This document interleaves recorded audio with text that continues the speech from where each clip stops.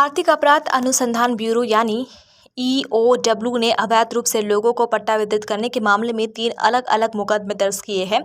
CrPC के धोखाधड़ी और कूटरच दस्तावेज तैयार करने की धाराओं के तहत ये मामले ईओडब्ल्यू ने दर्ज करके जांच शुरू कर दी है। अधिकारियों का कहना है कि इस मामले में कुछ और आरोपियों के नाम विवेचना में आ सकते हैं, जिन लोगों के खिलाफ कार्रवाई की गई है। उनमें मुरैना के 3 तत्कालीन तहसीलदार, नायब तहसीलदार पटवारी, उप पंजीयक सहित दर्जन भर पट्टाधारी शामिल हैं। साल 2005 से लेकर 2017 के बीच मुरैना में कैलारस विकासखंड के ग्राम सेमई, गुलपुरा और सुरापुरा में इन लोगों ने भ्रष्टाचार करके न सिर्फ अपात्रों को पट्टे दे दिए हैं, बल्कि एक पटवारी ने तो अपनी पत्नी का नाम भी शासकीय भूमि को पट्टे के रूप में रिकॉर्ड में दर्ज करा दिया है, जबकि उस दौरान पट्टा वितरित करने पर सरकार की रोक लगी हुई थी। ये डब्ल्यू के अधिकारियों के मुताबिक इस गड़बड़ी में करीब 2.5 करोड़ रुपए की सरकार को चपत लगी है। जिन लोगों के खिलाफ ईओडब्ल्यू ने एफआईआर दर्ज की है, उसमें तत्कालीन तहसीलदार प्रदीप शर्मा, भरत कुमार भूदेव महोबिया, नायब तहसीलदार सर्वेश यादव, तत्कालीन रीडर नाम गोविंद शर्मा सहित कई लोग शामिल हैं।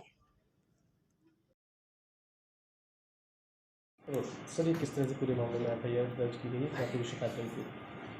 देखिए, आवेदक श्री सुल्तान सिंह जी ने ईओडब्ल्यू यूनिट में एक शिकायत दर्ज प्रस्तुत की थी, जिसमें उनके आवेदन उसमें उन्होंने किया था कि माखन अर्गल जो पटवारी हैं उनके द्वारा उनकी मुरैना ज़िले में पदस्थापना के दौरान उनके द्वारा भारी भ्रष्टाचार कर और दस्तावेज़ों में गड़बड़ियाँ कर कूटरचित दस्तावेज़ के आधार पर अपात्र लोगों को शासकीय भूमि के पट्टे वितरित कराए गए और यहाँ तक कि उन्होंने अपनी पत्नी के नाम पे भी पट्टे लिए। इस तरह की शिकायत प्राप्त हुई।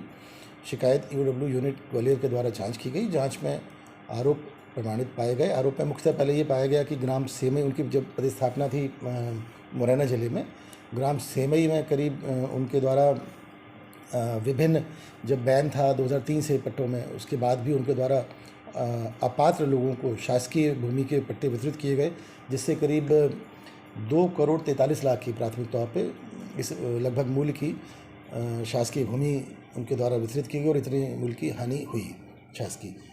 ग्राम गुलपुरा में उनके द्वारा इसी तरह से 11 लाख 40 लाख के करीब लगभग इस मूल्य की जो उनके द्वारा पट्टे अपात्र लोगों को वितरित किए गए। यहाँ तक कि उसमें गुलपुरा में उनके द्वारा अपनी पत्नी के नाम पे भी एक जो अपात्र थी पट्टा आवंटित कराया गया।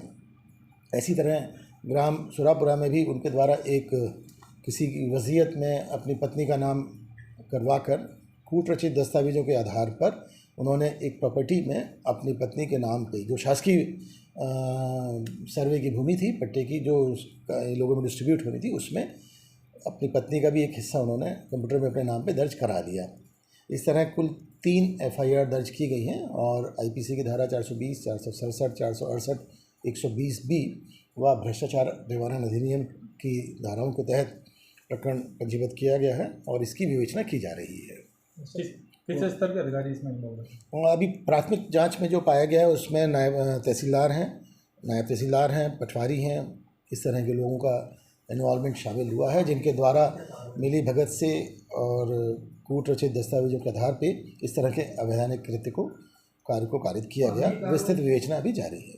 सर, इसमें भी देखने में आ रहा है कि अभी जो इसमें आरोपी बनाए गए हैं वो वर्तमान में इसी वजह से पत्थर मौजूद हैं, तो किस तरह से प्रशासन को इसमें समन पत्र देने की जानकारी आगे की पूरी एक्शन लेने की तैयारी है?